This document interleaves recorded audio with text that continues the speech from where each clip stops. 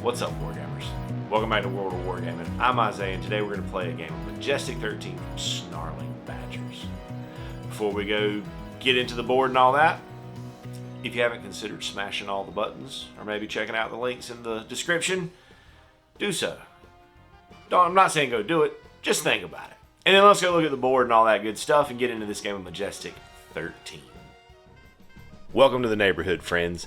Today, my team of Dispersed is going to be taking a run at the Helion Beam Chaser, which is right there. For my bureaucracy, we got confused drop zones, but the Dispersed ability to deploy anywhere I want always overrides that.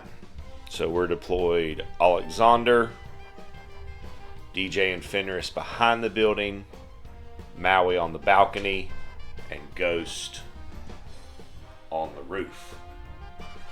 Secondary objective is alien tissue collection, so we got to try to touch any piece of terrain that the enemy touches, which I'm going to try to limit the amount of things that it gets a chance to touch. So let's get to it. Initiative in the game is determined by acuity. Because I have of my base, I get a +5 when we're in an urban setting, which we are. So I like to use markers and just write down, first, second, third, fourth, etc. to help me keep up with it. It makes it quicker for me to know who's going next than having to check their acuity and then modifiers and all that. That's just what works best for me.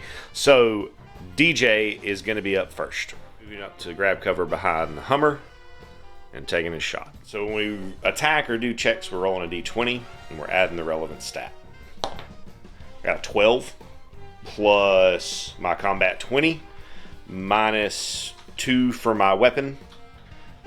Still gonna hit. Their defense is a 21 for 3d6 damage. 8. Our Beam Chaser is up next, so he will move to try to gain cover. Then we'll attack twice with its Helo Blast. We have cover, so it's got to roll 2, take the lowest. It's for 2d6 plus 4. It'd be 7, 11, but I have a bubble that will negate that first time I take damage. Will miss. If that was hit, I have to take a dexterity check, target number 21, which we pass with a 17 plus my dex of 12. We'll move around the north side of the building, and he will take a shot. Now, he does not have a HUD, so he's got to roll cover the same way the bad guy did. That's a miss. And whenever I miss a ranged attack, the bad guy gets a bonus activation. He's using to shoot at DJ some more with his Helo Blast, because there's nobody in. He won't use his area attack yet because there's nobody in range for it. Ooh, that's a hit. 2d6 plus 4. So 11 gets reduced down to 9. 1 from being an armored team and 1 from my reinforced dermal layering. So 9 damage is what DJ's taking. For blindness, I'm not blind. And then he'll shoot at me again, because he does that twice. That one's going to be a miss. That for me will be Alexander, who's going to stay put in his elevated point and take his shot. Luckily, he has a HUD. Combat of 17. That's going to hit 3d6 plus 1. So for 7. This will be Maui taking his shot, who also has a HUD. That's a hit. 4d6 plus 1 on that one. 10, 14, 15. That's success. That's okay. Ghost, who has a dex of 15, is going to try to jump from this rooftop to that rooftop. It's a distance of 4 inches. So to get our target number, we multiply that by 5. So he's got to get he's got a target number of 20. He's got 15 dex though. Okay. Let's see. 6 will get us there. Just barely, but it'll get us there. And then cozy up to the front of the gas station where he can't be seen, and he's going to try to call for a 5 or a 6 here.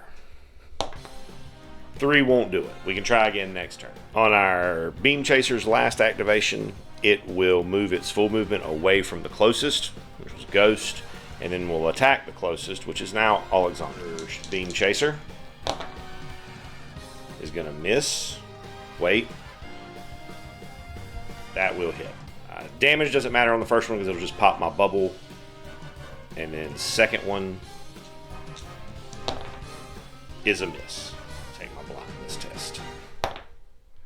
Ooh, that's going to fail. So we'll be blind there. All right. It comes back to me on turn 2, starting off with DJ.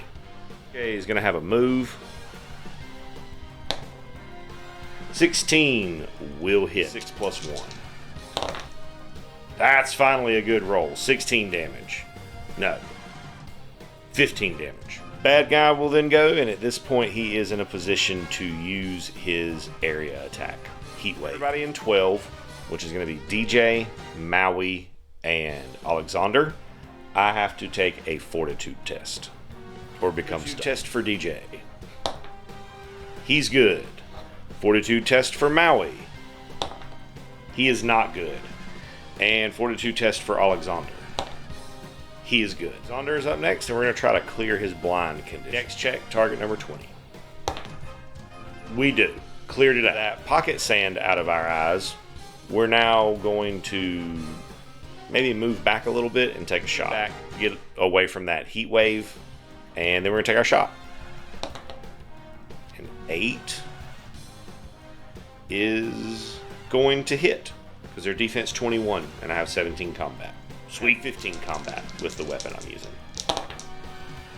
For 11, 12 damage with my +1 for my combat modifier. Next up for me is Fenrir, who I'm going to have try to call in our drone control pod. My base upgrades, I don't need line of sight to use it. It's a combat 19 attack. Ooh, yes, that's going to hit. 5d6.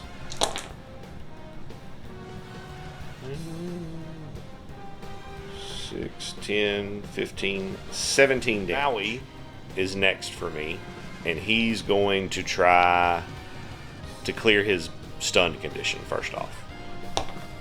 We don't clear it. We're going to have him move out of there and just sit tight. He will be Ghost. He will climb down and move to a position behind the van where he will once again attempt to call in aid. Need a 4-up this time.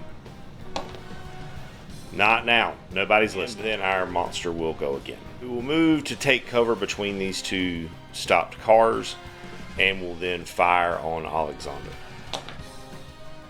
That's a miss. Second shot. That's a miss. First time this game we've gotten a result on the foobar table that was not no event. It's an alien creature. Now, I recently acquired some internet communication monitoring stations, so I can treat once per game, I can treat a foobar result as 1. I'm going to be doing that here because I don't want another alien creature to show up. Turn 3 will open up with DJ, taking a shot at the alien. That's a hit, and not only a hit, but a crit. Because of his high combat rating, he crits on a 19 or a 20, which will be double damage. So 9, 10, that's 20 damage. That will be enough to put him into Extremis when he activates next. Activates in Extremis, he takes 2d6 damage. This could potentially just kill himself outright. But of course it does not. He gets a 3. Alien then will get 2 actions. So he doesn't have enough people in range to do his area attack, which means that he will attack our friend Alexander. Misses. Second one. Misses. And then his second activation, he'll do the same thing. Misses. Ooh. Hits. But at least he doesn't crit. Plus 4. 10 damage, and I have to take a Fortitude test, or Dexterity test. Which I pass. Then go to Alexander, who will return fire. And hopefully end this. Ooh, wait. 6. No, wait. Nope, that's a miss. Means our friend right here will activate and take 2d6, which will then finish him off. Mission complete. Let's go home, boys. At the end of that, everybody's going to get 5 XP. I finished the mission. I finished it by turn 3. I got my secondary. Nobody died. 1 for showing up. Good mission for me. That's gonna let me do some things. Comes to requisitions where I'm fresh. Last game I got everything I wanted apparently. So we're gonna try for some more HUDs so that everybody can ignore cover. I'm +3, but I gotta roll 2, take the lowest. Oh, nice. So we're gonna get the HUDs. The rest of the HUDs with base upgrade requisition. We're gonna go for a weapons depot, and we get it. Let's go. That, my friends, will do it for today's game of Majestic 13. Next time will be a special mission, so we'll be facing off against some Force operatives in an, I'm sure, crazy situation. Thanks so much for tuning in and hanging out while I rolled some dice today. I hope you have an absolutely amazing rest of your day.